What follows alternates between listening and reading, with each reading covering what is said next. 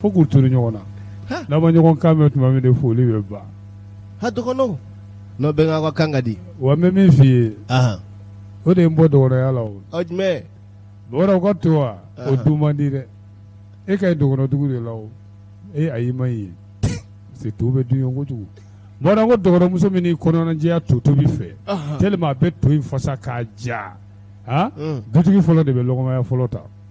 A bɛna sen da filen kun na ka sen da filen kun dɔ la ka sɔrɔ ka to saba tayi ka tigɛ ka n'i sigi kɛrɛfɛ k'o sun n'a la k'o dun dɔɔni dɔɔni. O tɛ hɛrɛ ye. Ne ko ni todun ser'o la an t'an si kɛ marakaw ka basi kan. Mais bɛnkɛ marakaw ka basi ɲɔgɔn tɛ o. Kabako bɛnkɛ dumuni de tɛ min bɛ basi ɲɛ. I nɔ bɛnkɛ c'est à dire basi kɛ daraka ye tile la surafana i k'a si a k'a cogo bɛɛ bɛnkɛ hali ni muso tɛ se basi tobi la n'i y'a tobi ne b'a dun. Ne kɔni tɛ muso furu min tɛ se basi tobi la. Bɛnkɛ o da ka di la dɛ. Parce que ne bɔra marakaw la. Wala y'a. E ma tɛnɛn o tɛnɛn basi bɛ ne fɛ yan. Ma o de ka ɲi. Juma o juma mun bɛ fɛ yen. Ne mago foyi t'o la. Bɔra nin donba in na mɔgɔw kan ka t'i ka mɔgɔw filɛ dɛ. O tuma donba bɛ kelen de ka so a bɛɛ kɛ. A bɛ ne bɛnkɛ yɛrɛ ka so olu bɛ basi tobi ne bɛ taa olu fɛ yen. Mun na e tɛ taa ne fɛ yen juma don. Parce que la min b'i fɛ yen o de la ne tɛ taa yen. Mun de bɛ ne fɛ yen wulu wa jakuma wa. A ka jugu bɛɛ. Bɛnkɛ ne bɛ kara ka ɲɛsin wara ma a ka ne fara fara ne b'o kɔrɔ dɔn ka ɲɛsin i ka o ma. Mun ma.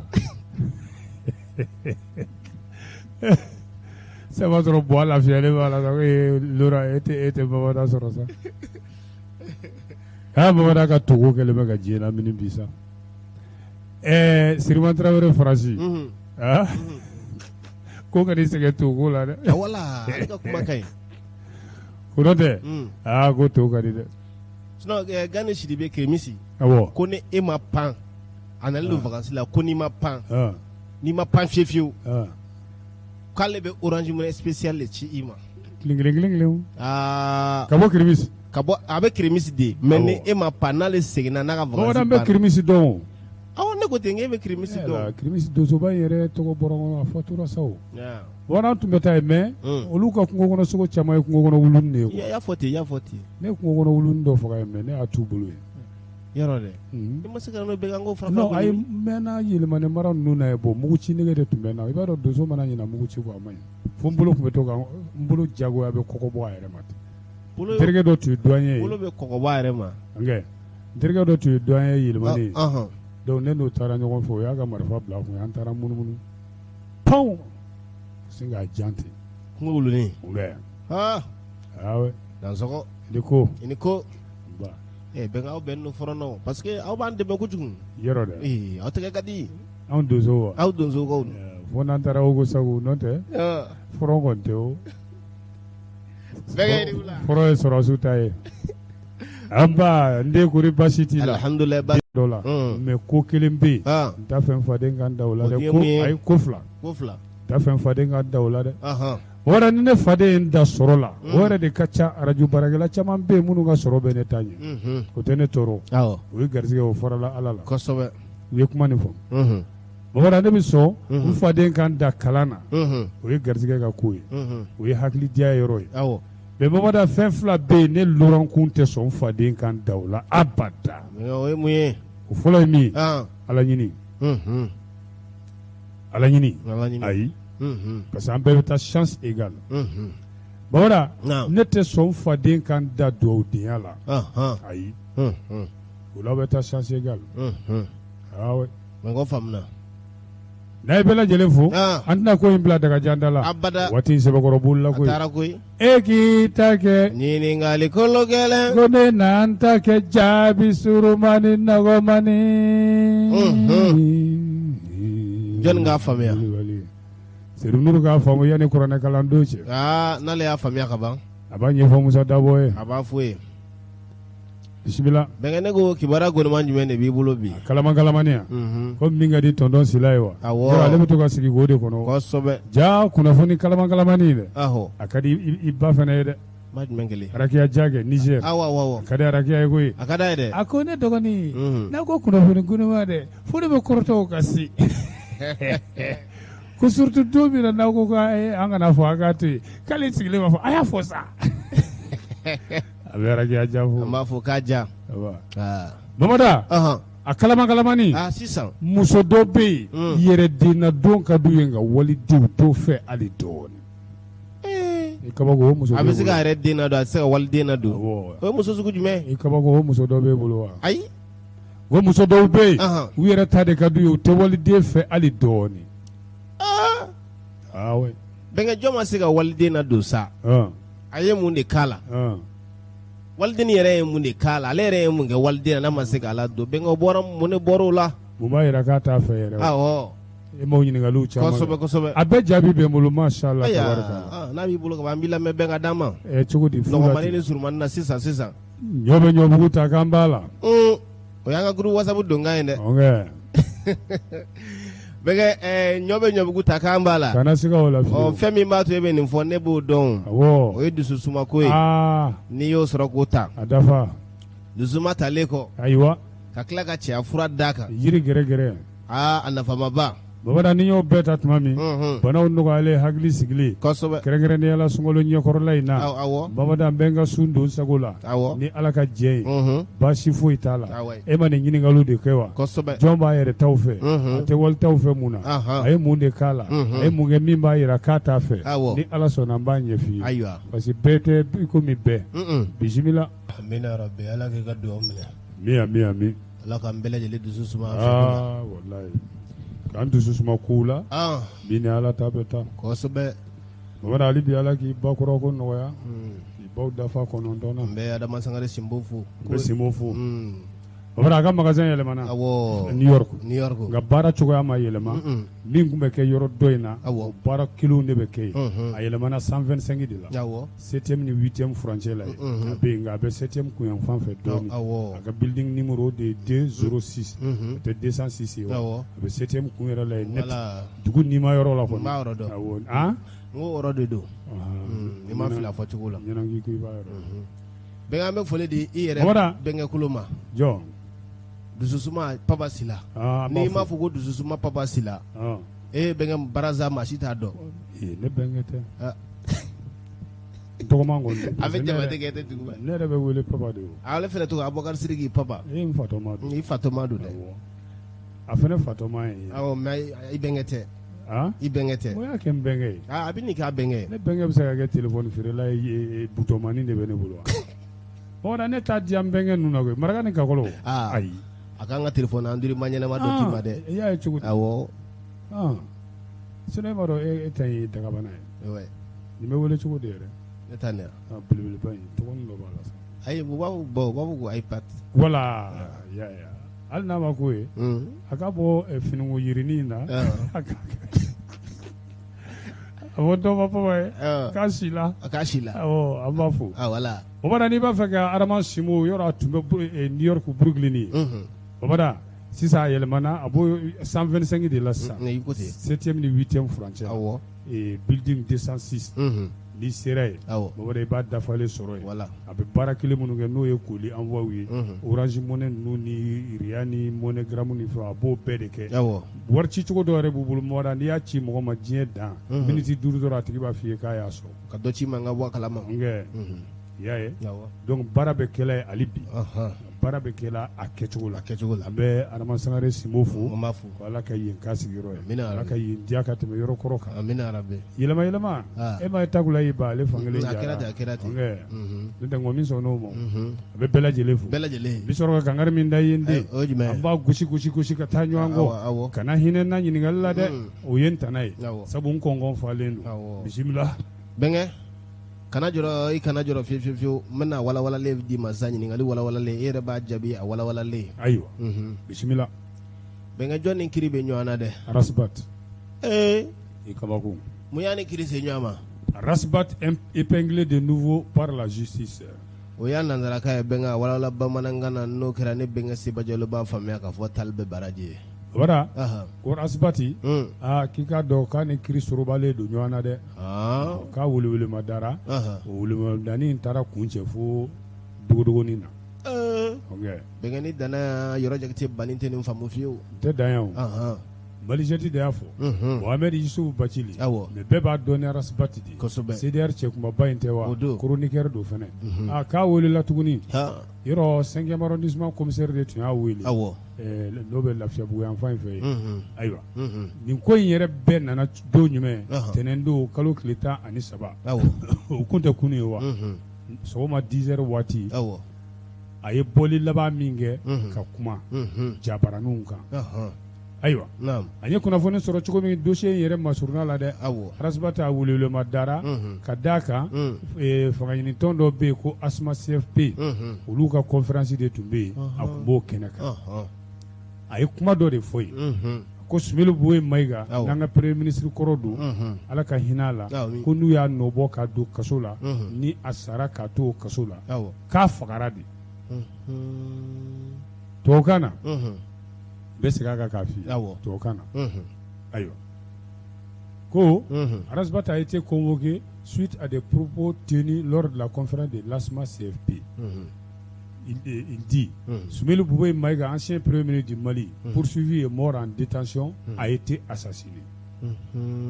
Ayiwa o kɛlen ko k'a welewelema da lamɛnni kunfɔlɔw la sa i b'a ye k'a fɔ ni activiste cɛkunbaba in ni chroniqueur don an ka radio belebele dɔ la Bamakɔ ye o tuma u y'a don kaso la k'a ni kaso ka kan jɔnni fɛ tribunal plus grande instance commune 4 district de Bamako ayiwa ko a ye fili kɛ a ka kiiri yɛrɛ o y'a bolo da yɛrɛ awɔ a bɛna a ni kiiri ka bolo da fo min teliyara ni min ko juin kalo tile 13 nata k'a bɛ kiiri juin kalo min bɛ nalen an tɛ mars la an bɛ mars la voilà avril mai juin est-ce que ayiwa Aliou Touré ni ale de secrétaire administratif ye CDR la ale bɔra ka kuma a ko de a ko ko olu ka jɛkulu in olu bɛ kɔlɔsi de kɛ olu dalen don Mali bɛjɛ fanga ko la u dalen don Mali kiri la olu bɛ to Mali kiri kɔfɛ ayiwa CDR yɛrɛ bureau ba sa u kɔni y'u ka tɔnden n'u lafasabaga bɛɛ wele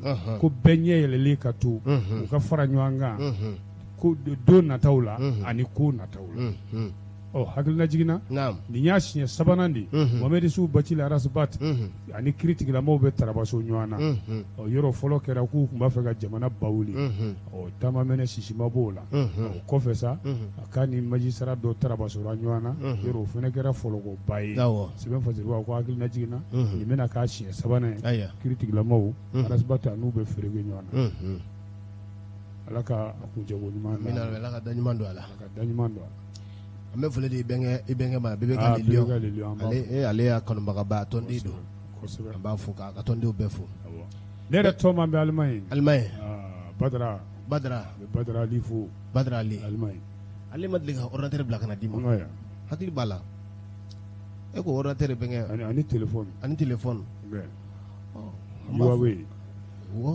tiɲɛ ni hakili b'a la ale de y'o d'i ma an b'a fo kosɛbɛ n b'a dɔn ni dɔ bɛ na zen na kɔni n b'a dɔn fitinin dɔ bɛ y'o kɛrɛfɛ o fitinin bɛ yan fɔ n'Ala sɔnna k'o ye i denkɛ ta ye siga t'a la a ye Badara Ali a tɔ b'o kɔ yarɔ kana siga n dalen don o la bisimila bɛnkɛ jɔn ye tiɲɛ di Choguel ma Jɔnkuna kɛ a ko cogo di e kan tɛ financement du terrorisme 2 points Jɔnkuna Tarawele donne raison à Choguel o y'a nansarakan ko ale dalen ɲɔgɔn kan walawala bamanankan na bɛnkɛ se ka mɔgɔ ka faamuya ka bɔ ko ka nafolo kɛ ka dantɛmɛwalekɛlaw dɛmɛ Choguel da ma gosi a kuma la wa Jɔnkuna bɔra ka tiɲɛ di Choguel ma cogo di n bɛna ɲɛf'i ye walawala le pays y'a fɔ cogo premier ministre Choguel Kokala Mayiga ni ale de fɔlɔ bɔra ka jalaki bi Faransi kan k'u bɛ ka dantɛmɛwalekɛlaw dɛmɛ Faransi yɛrɛ dɔrɔn tɛ dɛ nanzara jamana caman bɛ yen seba bɛ minnu ye k'u bɛ ka dantɛmɛwalekɛlaw dɛmɛ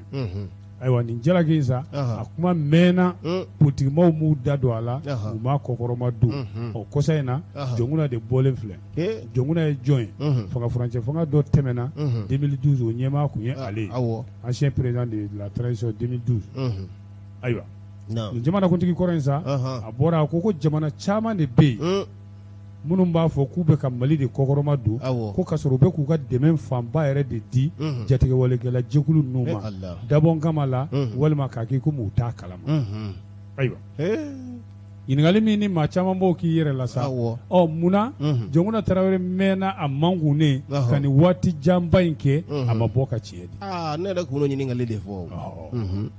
Ayiwa ka d'a kan n'i ye jateminɛ kɛ tigitigi Jɔnkuna ale tun bɛ fangafarancɛ fanga la tuma min sɔrɔdasi ninnu n'o ye Faransi sɔrɔdasiw ye u commencera ka na o waati. Ayiwa bon ko n'i y'a mɛnna fana a ma kuma fo sisan de a bɔra sɛbɛn fasiriba ko maa bɛ se ka kun dɔ ɲini ka sɔrɔ o la dɛ. O kun ye jumɛn ye min bɛ Faransi jamanakuntigiya la bi o tɛ Emmanuel Macron ye wa yɔrɔ ale bɔra k'an ka politikimɔgɔw lagosi kɔsadani in na a ka munumunu salon kɔnɔ farafinna camancɛ dugu ninnu na Jɔnkuna dun fana ye fanga ɲinitɔ cɛkunba dɔ de n'o ye Adama PSG a ye Mali mara fana Adama PSG min ni Mali san 30 in kɔnɔ a sen yera Mali marali la cogo dɔ la ou bien cogo dɔ la ko nka a mana kɛ cogo cogo a kɔni bɔra a ye jo di Sogɛli ma Sogɛli min tun bɛ to k'a fɔ ko bɛnkan ni bɛnbɛn bɛ dantɛmɛwalekɛlaw ni nanzara jamana dɔw cɛ minnu bɛ k'u dɛmɛ hali n'a sɔrɔ Jɔnkuna ka kuma la a ma Faransi ta tɔgɔ ma a fana ko hali arabu jamana dɔw b'a la ko Sogɛli ka kuma ye tiɲɛ minnu b'a fɔ k'u y'an teri Ala k'an dɛmɛ k'an bɔsi ka bɔ nin jugu bolo. Ayiwa fɛn min kɔni ye Sogɛli da tun tɛ faama kuma ma ko sabu a bɛ min fɔ a dalen b'a la ten ale kɔni tun ye jalaki bi Faransi kan a b'u ta u tɔgɔ ma yɛrɛ ko Faransi bɛ ka maajugu ninnu dɛmɛ kabini 2012 min fɔ ayiwa ko Mamurutilenkɔrɔ ninnu u ka nafolo fanba bɛɛ lajɛlen bɛ bɔ Faransi de cɛ ko hakilina jiginna i b'a dɔn k'a fɔ maajugu ninnu n'o ye Mamurutilenkɔrɔ ninnu ye u ka ɲɛmaaw kun bɛ t'u sigi Faransi jabaranin sow la min ka d'u da ye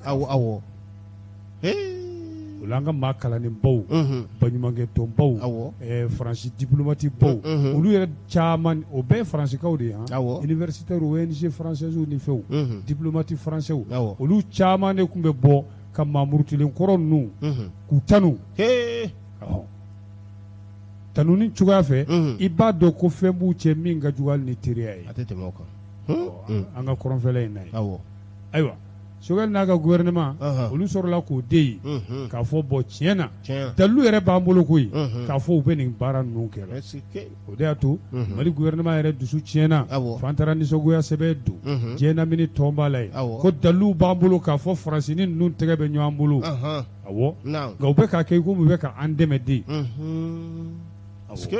a dalilu fan dɔw bɛ yɛrɛ o dara kɛnɛ kan n k'o dɔ f'i ye wa Faransi avion kun b'an ka sanfɛla k'u sago de wa u b'u to sanfɛ ka doni jigin ka di maa ninnu ma kungo kɔnɔ caman y'o ye bɔlɔlɔsiraw kan u kun bɛ doniw jigin balo don sa wa maramafɛn don wa min don wa u kɔni tun b'o jigin maajugu ninnu ka kungo kɔnɔ chef terroriste ninnu wa n'u ka ɲɛmaa min banana Faransi kun b'o ta sufɛ avion na u tɛ taa n'a ye yɔrɔ jan dɛ Niger o bɛ taa furakɛ Sogɛli da magara nin bɛɛ la k'o ye fitinin de ye a bɛ min fɔ diɲɛnamini tɔnba ye ko n'u y'a tɔnsigi kɛ don o don k'olu k'u ka plainte ɲɛfɔ k'u bɛ fura bɔ woro ɲɛma ko diɲɛ dabali bɛ ban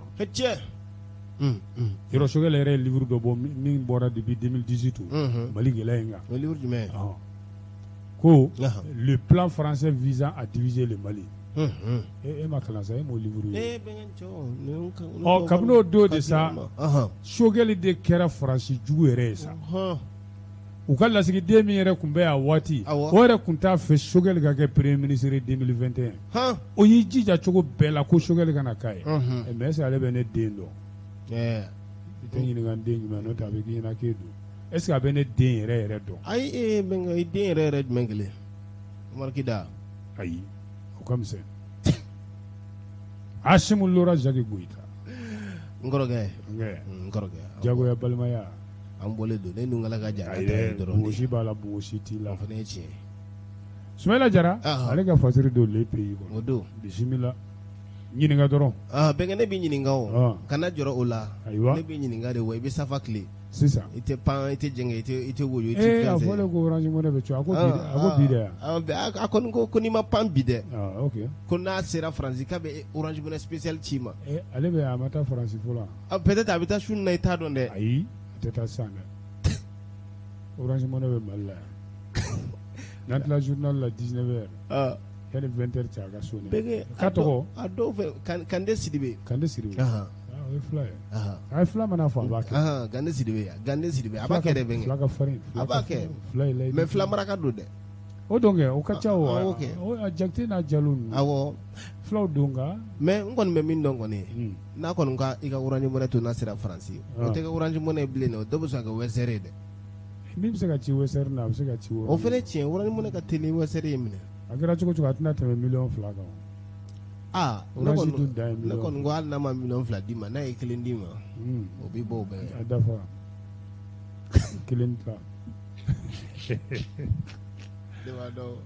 dafa de bɛna yɔrɔ la foyi ti fɔ a y'i fɛ ni dafa tɛ an y'a dafa bɛɛ an bɛ Kande Sidibe fo a b'a fɔ k'a k'i bisimila bɛnkɛ ne jɔnniw bɛ nkalon kan Mamour Tulenkɔrɔw kɛ e kan anti-terrorisme ma wa 2 points le grand bluff des ex-rebelles est-ce que Babada ko Mamour Tulenkɔrɔ anw fɛ yan dɛ k'u ka nkalonba de kɔrɔbɔra DPI de y'a fɔ wala u bɔra ka mankanba ci bɔlɔlɔsiraw kan Babada k'u farala ɲɔgɔn kan ko kɛlɛkɛcɛw caman de b'u bolo k'u farala ɲɔgɔn kan k'u ka état-major sigi ko walasa ka dugudenw lakana baasi tɛ est-ce que o tɛ hakilina jugu ye nka u bannen de don ka fara minnu ko k'olu bɛ Mali fɛ u bannen bɛ ka fara olu kan ka dugudenw lakana n'o ye Gacia ye u banna ka fara Gacia MSA kan ayiwa o Gacia MSA dun bɛɛ b'a dɔn ni jugu ninnu bɛ ka tarabaso ɲɔgɔn na don o don mais aw k'aw farala ɲɔgɔn kan a y'aw ka état-major yɛrɛ sigi k'aw ka poste de contrôle sigi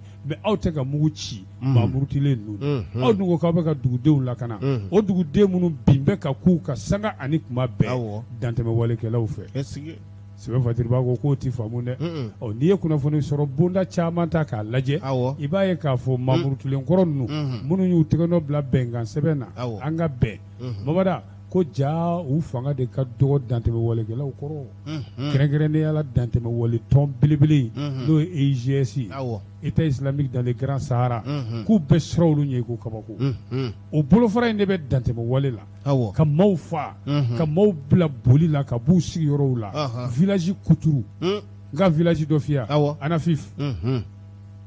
Anafif Mamour Tulenkɔrɔ ko k'olu ye mobili 400 bɔɲɔgɔnko de fara ɲɔgɔn kan ani kɛlɛkɛcɛ bayiriga walasa ka maaw lakana u n'u bolofɛnw Sɛbɛn Fatiri b'a ko hakilina jiginna k'i b'a ye ja dɔw la yɛrɛ u bɛ ka yɛrɛ yirabaw kɛ Mamada a ka bon hakili ma k'i b'a ye jaw kan o Mamour Tulenkɔrɔ ninnu u taara fɔ Algérie ka taa kumabaw fɔ nka u ka ɲɛmaa min n'o yɛrɛ de bɛ kɛlɛ bankafɔ la an ni Mamour Tulenkɔrɔw cɛ n'o ye Algérie ye Algérie ma sɛgɛ fili ka kɛ u la k'u ka nin ko suguw dabila u bɛ taa kuma cɛjugubaw fɔ Algérie Algérie yɛrɛ tɛ bɔ ka kumaw fɛ f'a fa b'a la yan i n'a fɔ an kun bɛ se k'an sigi ni min ye sa Mamada ko tɛ cɛ kɔnɔba tɔɔrɔ ka n'a ɲɔmɔ tɛ a furu la Mali gouvernement nan'a ye dan bɛ ka sago olu ye lettre ci Algérie ma an da ma fama kuma k'a fɔ ko Mamour Tulenkɔrɔ ninnu k'u bɛ ka dan sago dɛ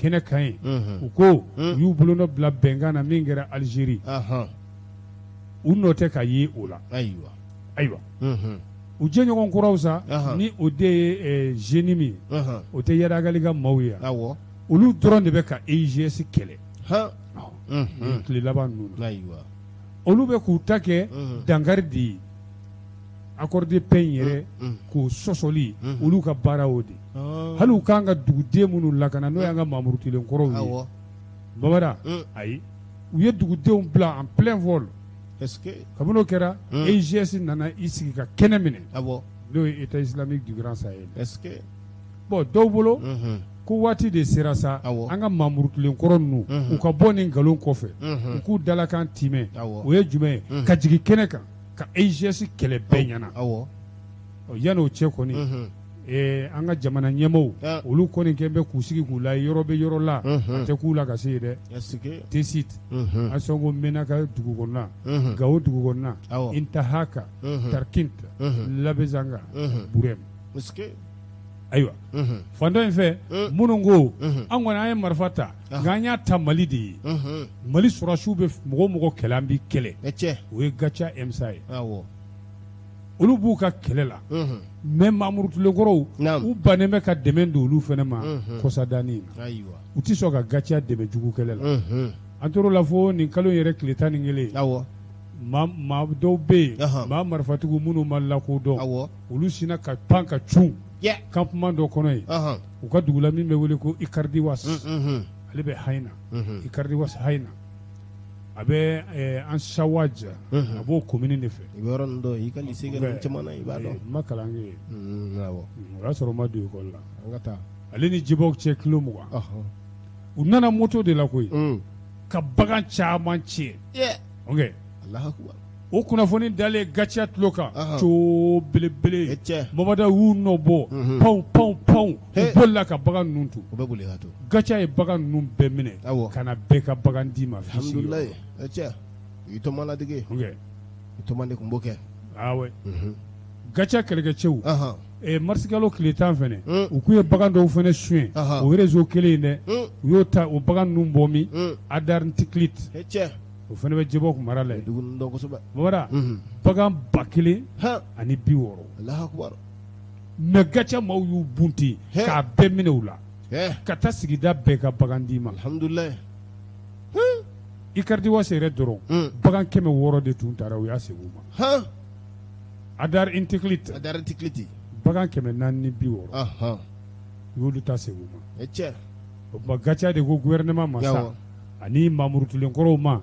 k'u ka bɔ nkalon kɔfɛ u kana an ka fara ɲɔgɔn kan ka dantɛmɛ walekɛlaw kɛlɛ ka ban pewu i ko jɔn mun ka nkalon kɔrɔ dɔn Mamour Touré kɔrɔw don bisimila bɛnkɛnɛ ko jɔn kumana dɛ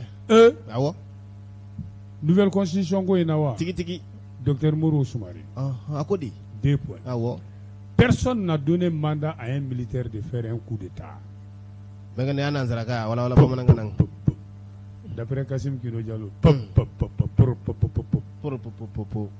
docteur Moro Siribe Soumare a kumana a ko maa si ma yamaru di sɔrɔsi kɛ ma a ka coup d'état kɛ gafe min ye nin walawala l'enquêteur nin walawala ma nin faamu nin ye kuma sugu jumɛn i b'a dɔn fanga ɲinitɔn caman de farala ɲɔgɔn kan ni jɛkulu wɛrɛw olu de ye forobabaro sigi n'o ye conférence de point de presse ye jumadon a kɛra fanga ɲinitɔn dɔ de jabala la n'o ye ARP i bɛ ARP kɔrɔ dɔn action républicaine pour le progrès olu ka siège yɛrɛ la Lafiyabugu ye n yɛrɛ ɲɛ ɲana jumadon juma tɛmɛnen yan Savan sɔgɔmada fɛ safu safan an tilala midi nana bɛn dogowaru ma n b'a dɔn i bɛn'o de fɔ a belebele ale sutuman ele sote oyi ɲɛgɛn orange ko cɛ ka ne sigi wala de kade hali ni kun bɛna min k'a kun kana kɛ zoro ye dɛ i bɛ dɔɔnin k'a kun i b'a tɔnin kɛ ne kun n'o y'a sɔrɔ i kun bɛna 5000 de ci a ma i bɛ 3000 ci a ma i bɛ 2000 kɛ ne kun. an ka bidon kumaru bila yan nɔ. safan ne y'a f'i ye ni mɔgɔ ma safa tile hali ni dutigi ma safa tile ni jɛngɛnna i b'a kɔlɔlɔ ye.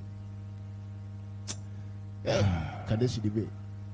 journaliste a b'a sɛbɛn la dɛ a y'a fɔ k'a segin k'a fɔ. ne dun bɛnkɛ ye filaw ye n'u da ye fɛn fɛn fɔ u b'a kɛ. Voilà, est-ce que ni sisan i bɛ pour que i ka se ka nin fɛn kɛ han bɛnkɛ b'a astafurulaha 1000 de kɛ. astafurulaha. n y'a faamu. i b'o de kɛ. mɔgɔ wɛrɛ fo ka n décourager. bɛnkɛ a ma nɔgɔn dɛ. décourager la. peut-être i tun b'a kalamani sɔrɔ. wallahi. parce que wari yɛrɛ ko ni misali wari bila de nka b'a fɔ cogo di. Kling. Baya tun bɛ mɛn i tulo la wula na ta mɔgɔ t'a dɔn. Babara ko hali n tun bɛ wari in kɛ min ye n ye miiri n k'a bɛna nin wari de hakɛ de bila n b'a kɛ nin n b'a kɛ ne tun tilal'o jate bɛɛ la. a ye subaya o la dɛ. tun tilal'o jate bɛɛ la. o ye subaya ye dɛ. a bɛ bɛn a ka dɔgɔ ala ye.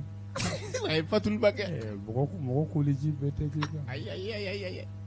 baba den bɛɛ tɛ k'a den. dɔ bɛ kɛ koro ye dɔ bɛ kɛ kana a bɛ bɛn ko ne ko k'a ba Sidibe.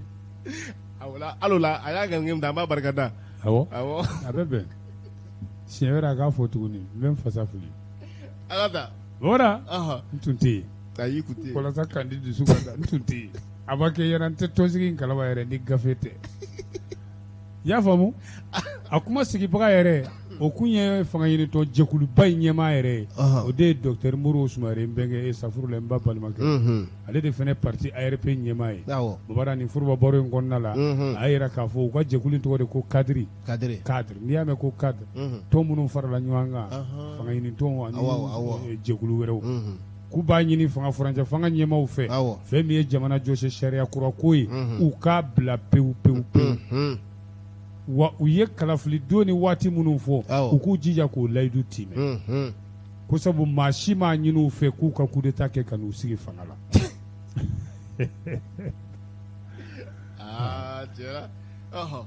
car selon lui personne n'a donné mandat à un militaire de faire un coup d'état ayiwa ko ale Modibo Soumaré ale b'a dɔn k'a fɔ jamana jɔsi sariya kɔrɔ min bɛ ka baara kɛ halisa fɔlɔ n'o ye constitution du 25 février 92 ko fiɲɛ dɔw b'a la minnu kan ka latilen k'a sanango dɔɔni mais kadiri ko ne ale ye jɛkulu belebele de ye koyi ko u bɛ bɔ olu tɛ yiran dɛ ka jaabili kɛ ka bɛɛ wele ka taa dɛmɛ ma n'o ye transition dɛmɛni ye a bɛ se ka sigi kalafili sariya ko la cogoya min na ko n'o tɛ fanga furancɛ fanga jamana jɔsi sariya kura in n'a kuncɛ baaraw yɛrɛ kɛra ka taa gafe don Asimu bolo ko a dabɔra kun minnu kama Mamada walasa ka jamana basigi ka kumaɲɔgɔnya don jamanadenw ni ɲɔgɔn cɛ o tuma ka bɛnkan ɲini bɛɛ sen bɛ bɛnkan min na ko nka a tɛ ka taa o sira kan kadiri ko k'olu nimisalen don ni ko kadiri dɔrɔn o kɔrɔ ko politique tɔn belebele jɛkulu belebele bon ko hali n'a sɔrɔ olu yɛrɛ ka maa fila bɛ yen olu donna la an da ma faamu a kuma ko nka u m'olu ka kuma lamɛn u tɛ k'olu ka kuma lamɛn o de y'a to docteur Modibo Soumaré a ka kuma daminɛ yɛrɛ la dɔrɔn a ko k'an ka taa kalafili sɛbɛnw la kalafili minnu n'o bɛ bɛjɛ fanga sankɔrɔta ko sabu i fanga bɛ dɔ bɛjɛ fanga kɔnɔ kalafili sonin de kɔnɔ ko maa si ma sɔrɔsi ninnu ci u ka coup d'état kɛ ko sɔrɔsiya k'o tɛ fanga ɲinitɔn ye dɛ o tɛ parti politique ye l'armée n'est pas un parti politique ko bi nafa bɛ min na o de ye ka peuple jamanadenw hakilina ye aw b'a fɛ ka jɔnni k'aw ka jamana kuntigi ye ɲininkali gɛlɛn aw b'a fɛ ka jɔnni k'aw ka wasaden ye député a b'a fɛ ka jɔnni k'aw ka mairie ye o k'o tɛ kɛ ni kalafili tɛ dɛ ko sɔrɔsiw an bolo olu bɛ yan de ka dugu lakana ka maaw bolofɛn lakana fɛn min ye jamana jɔsi sariya ye n'u ko k'u b'a kura dilan nin cogo la k'u k'u kɔlɔsi k'a kana na ni farafarali ye dɛ ale bi docteur Soumaré a bɔra k'a fɔ kunnafonidilaw ye a ko ale bɛ ladilikan damadɔ di transition ma kɛrɛnkɛrɛnnenya la président Asimu Goyita ko k'a ka a président ɲɔgɔn dɔ lajɛ an kɛrɛfɛ jamana dɔ la dɛ n'o ye Laginɛ ye colonel Mamadi Doumbouya k'ale bɛ conseil min d'a ma k'a ka Mamadi Doumbouya lajɛ o ye min fɔ o ye min kɛ ko ni Asimu y'a bɔ a da bi k'ale tɛ kɛ cɛbɔ ye ha bɛ dɛ a ko ale docteur Soumaré b'a fɔ ko maa caman de kɛn bɛ k'i kɔ da jamana jɔsi sariya kura in na ko sariya in yɛrɛ ko o ko tɛ dɛ fɛn caman de bɛ yen bugun dan bɛ o la sariya kura in kɔnɔna la jɔsi kura in kɔnɔna na ko fɛn dɔ de dogolen bɛ a kɔnɔna na ko ye mun ye bon ko jɔnni b'a dɔn o fɛn min dogolen bɛ n'o tɛ k'a ɲini k'a fɔ de ko Asimu b'a fɛ ka kɛ cɛbɔ ye ko k'a sɔrɔ Asimu y'i kali pantankalaw ko a b'a dalakan n'o y'a ka sɔrɔsi jalabatigi dalakan ye k'a b'o labato a bɛ transition charte a b'a labato ko n'a a kɔni y'i ban kandidaya ma Babada ko bɛɛ bɛ ɲɛnabɔ sisan ko maliyɛnw bɛ texte in voté sisan ko hali sama-samali tɛ y'a la ni Asimu ko k'a tɛ kɛ cɛbɔ ye ministre kɔrɔ dɔ bɛ yen ale fana bɛ cadre in kɔnɔna la a n'a ka parti ale kumana i b'a dɔn jɔn ye Amadu Koyita e b'a fɔ Amadu Koyita ne b'a fɔ de vieux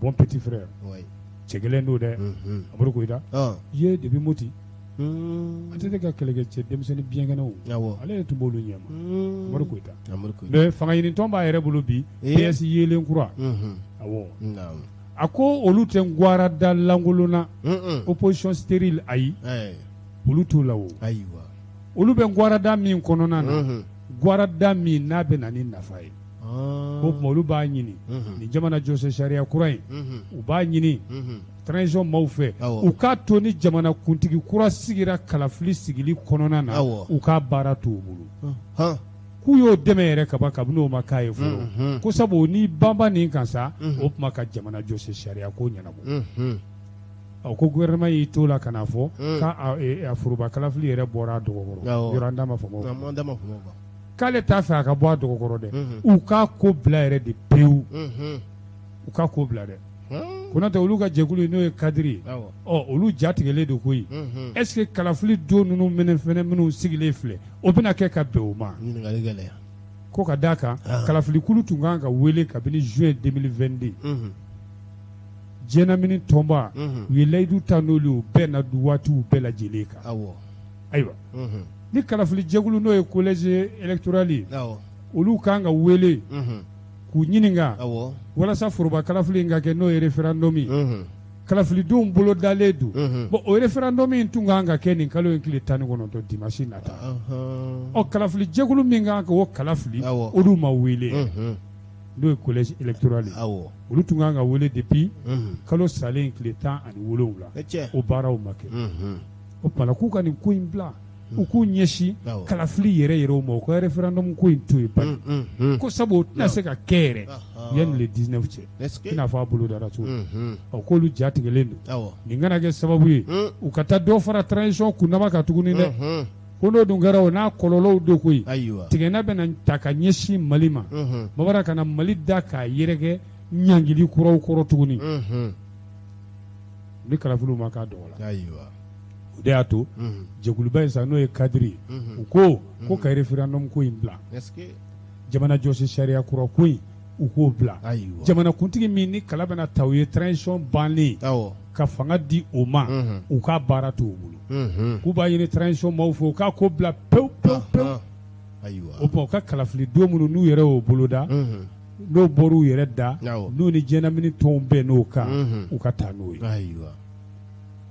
kalafili jamana jɔsen sariya kura in o bilali k'a bɛ kɛ sababu ye transition ɲɛmaaw u b'u hami n'u ka baara n'u ka labɛn bɛɛ lajɛlen ta k'a da kalafili misɛnnin tɔ ninnu kan olu bɛ se ka kɛ ka bɛn o don ma Konatɛ n'u y'u jigi da référendum in kan n'o ma se ka kɛ a tuma la tɔ ninnu fana bɛɛ bɛ bɔ a dɔgɔkɔrɔ kelen kelen k'olu jɔrɔlen don a laban kana taa dɛsɛ ka kalafili waati ninnu labato ayiwa n'i dun ye kalafili waati ninnu lajɛ n'o ye chronogramme électoral ye o b'a jira k'a fɔ a bɛ daminɛ référendum in na o ka k'a tuma la o nana bɔ a dɔgɔkɔrɔ kalafili tɔ ninnu bɛna kɛ cogo di u yɛrɛ dun da de y'a fɔ ko kalo 24 ko k'o d'u ma u bɛ nin baara bɛɛ kɛ sɛbɛn fasiri b'a ko cadre des partis politiques et regroupement des partis politiques pour le retour à l'ordre constitutionnel i b'a dɔn jɛkulu caman de b'a kɔnɔ fanga ɲinitɔnw b'a la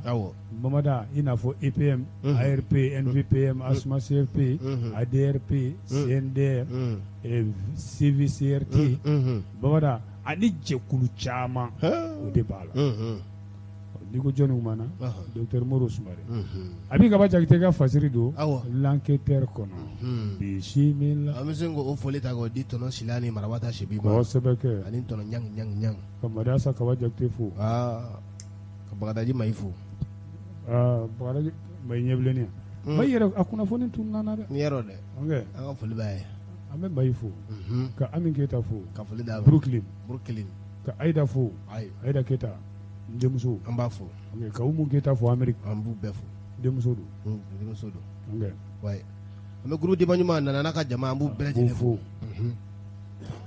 bɛɛ ne jɔnni bɛ mɔgɔ t'a la dɛ Sogɛli kɛ ka mɔgɔ ta min a ka parti la ko silence le parti de Sogɛli recrute o y'a nansaraka ye bɛn ka walawala bamanankan na ma nin faamu dɛ ka y'aw mangu ko Sogɛli ka parti bɛ mɔgɔ t'a la i kabako i b'a la ayi ne ma to ala fɔlɔ gafe min y'a walafi o de ye le témoin ko kɛnɛkanda la Ɔhɔ. Sogɛl ka parti tɛ MPR ya Awɔ. i bɛ MPR kɔrɔ dɔn wa? Ayi. Mouvement patriotique pour le renouveau Ɔn. k'u b'a fɛ k'u banban Sogɛl ka premier ministre in kɔnɔ o tuma ka jeli kura ni ni kura kɛ u yɛrɛ la Ɔhɔn.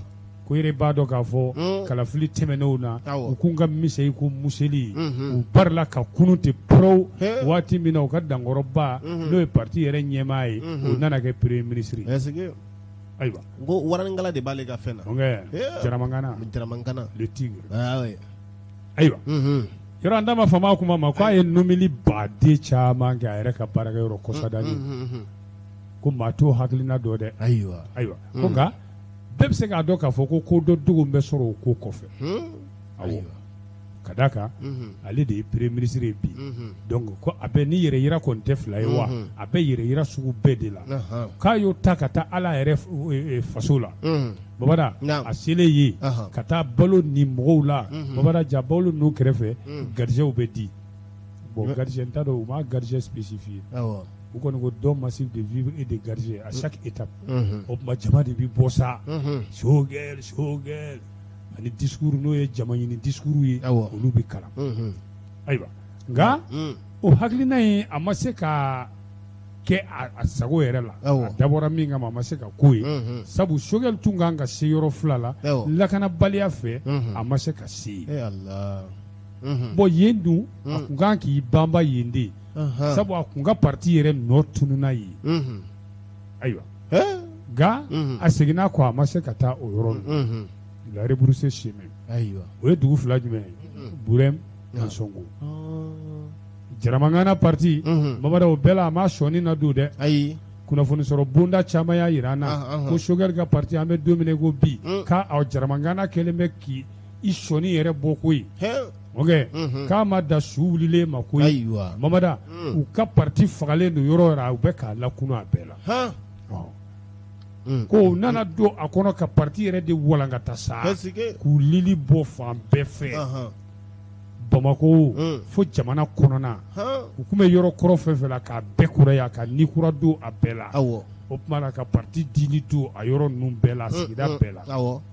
k'an bɛ don min na i ko bi Ah. MPR n'o ye Sogɛl ka parti ye O don. kɛnɛ kan ye Mhm. a mamada ko maa caman bɛ ka girin ka don a parti la dɛ Han. ko hali welewele tɛ da dɔw ye Oh. u bɛ girin ka na ten dɔrɔn Maliyɛn fana ka ko bɛ ten de. ok Mhm. ko ka sɔrɔ parti min tun bɛ yen i b'a fɔ ko Saheli cɛncɛn kungo maa t'a la yɛrɛ Mhm. ko nka kabini Sogɛl nana premier ministre la Awɔ. mamada k'a bɛ ka nugu de i ko yiri ok Ale tɛ mɔgɔ kan. la rédaction Mhm. gafe jumɛn ye rédaction don Awɔ. le témoin Ale tɛ mɔɛ. i ko jɔn bɛ mɔgɔ t'a la Awɔ. Sogɛl Mais n ka bɛ hakili jigin wadɔ an ka premier ministre dɔ fana tun bɛ yen ale ka parti dayɛlɛnnen jama nana don a kɔnɔ k'a fa tewu premier ministre jumɛn a tun bɛ kɛra 2018 tɛ de 2018. 18 kɔni parti dɔ na hakili b'a la n ma se ka parti kelen de tɔgɔ n den u nana don a kɔnɔ k'a yɔrɔ ne panna sisan ne tun a bɛ ye fɛ ka kasara de ladon n kun tiɲɛni tɛ dɛ n panna ne Kande Sidibe a ye kasara de ladon n kun sabali 2018 premier ministre o tun ye Bugu Sise Asumuya ni IBK minɛ k'u don mɔbili kɔnɔ ɲɔgɔn fɛ n'o tun bɛ parti la fo n'a kɛra RPM ye sabali a ka taa kana kala bila n tolen na n mago sara n ɲɛnama ka diɲɛ wuli ni ne ka orange ko tiɲɛna dɔrɔn kasara de a faamuna saraka b'a la bɛɛ kɛ balawu de saraka b'a la saraka b'a la troisième guerre mondiale de Ii! o kɛra ka ban ko bɛɛ kɛ troisième guerre mondiale kɛra covid de a ka ɲi n bɛ taa kuma covid de kɛra troisième guerre mondiale ye Ah, mɔgɔw kana pan o kunna dɛ an ser'o la o Mhm. mamada Aha.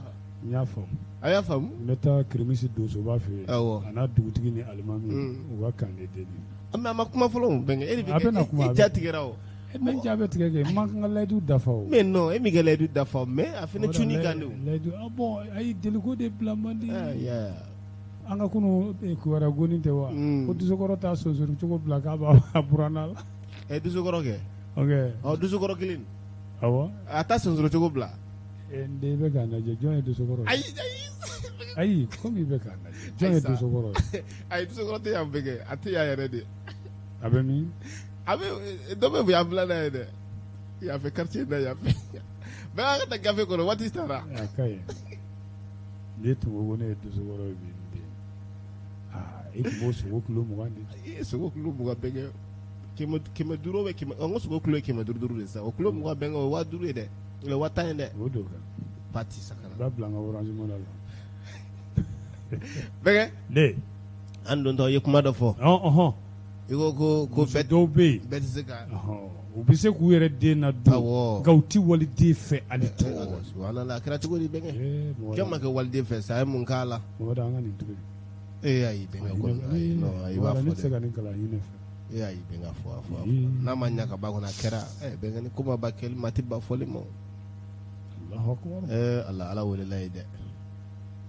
Ayiwa. A wala bɛnkɛ. A fɔ ne ba Awa Danba ye k'a kana kasi. Madame Isa Dodo si la. A fɔ ne ba Bintu Sila ye k'a kana kasi. K'a kana kasi Bintu Sila. Ninnu ye yɛrɛ den na denw ni waliden na donnaw de. A fɔ Bafunɛ ye k'a kana kasi. Ne ba a tɛ kasi. O Jɔda ye k'a kana kasi. Ani Mangu Sise o tɛ kasi. Anta Jalo kana kasi. A kana kasi.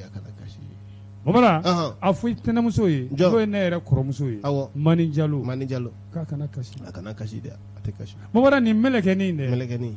Pour avoir réclamé de la nourriture, un écolier tué par sa marâtre aide-soignante au cas d'où là. Tudungana. Bamanankan fɔ bɛnkɛ. Bamanangana. Den bɔra école la ka na. A ko n ba, kɔngɔ bɛ n na kabini kunun tɛ ka dumuni kɛ. I tɛ dumuni kɛ an ka dumuni kɛ. Ba sinamuso in y'a fa. A fa cogo di bɛnkɛ? N bɛna ɲɛf'i ye o.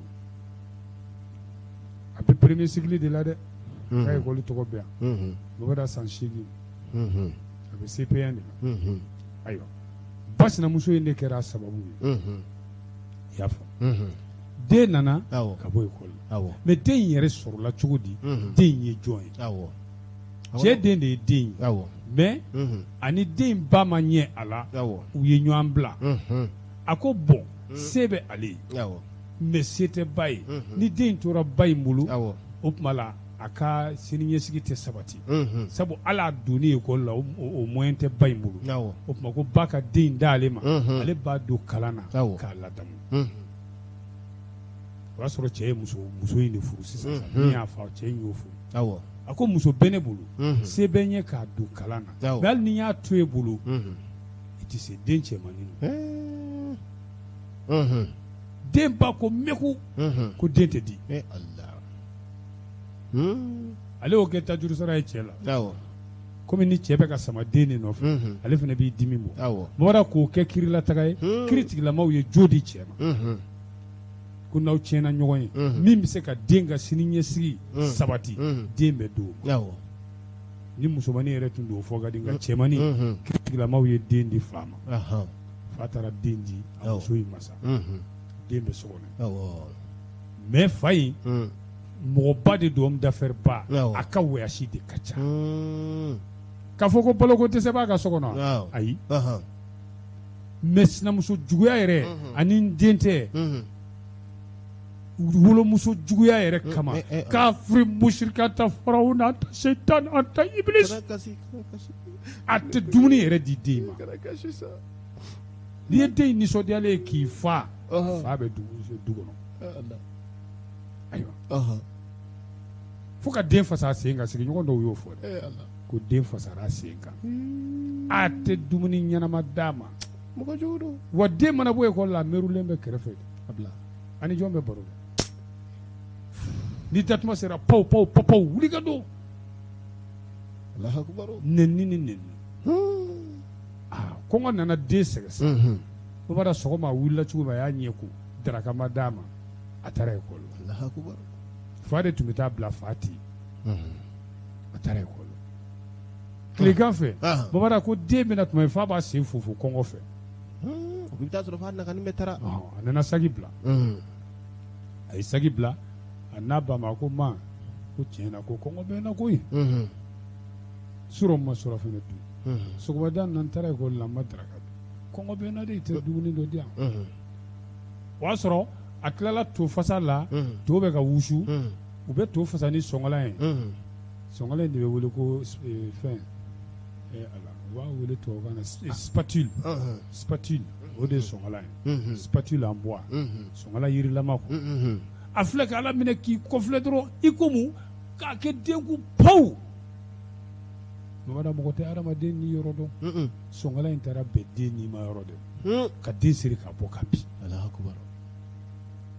a yɛrɛ ka sɔrɔ k'i bolo da kun ka kule a kulekan de la sigiɲɔgɔnw nana u ye den ta bada pɔrɔ fo dɔgɔtɔrɔso yanni den ka se a ni tigɛra ko sabu o y'a sɔrɔ kɔngɔ yɛrɛ tun kɛlen bɛ ka dankari k'a la fɔlɔ ka fara nin